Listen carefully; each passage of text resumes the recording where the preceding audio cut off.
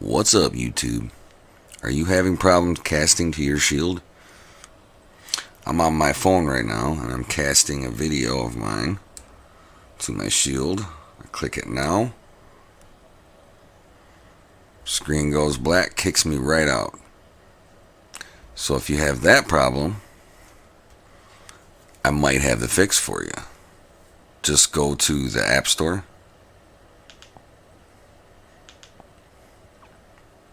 and move on over until you see ChromeCast.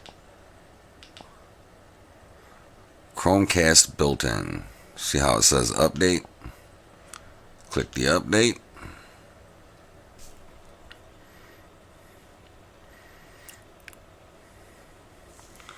Alright, let's see if it worked. Alright, I'm gonna cast from my phone. And I'm hitting Shield now.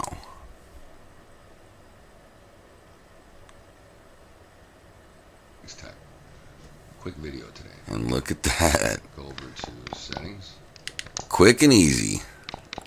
Go down to system. Well, I hope that helped you out. If it did, like and subscribe. And as always, have a tech day.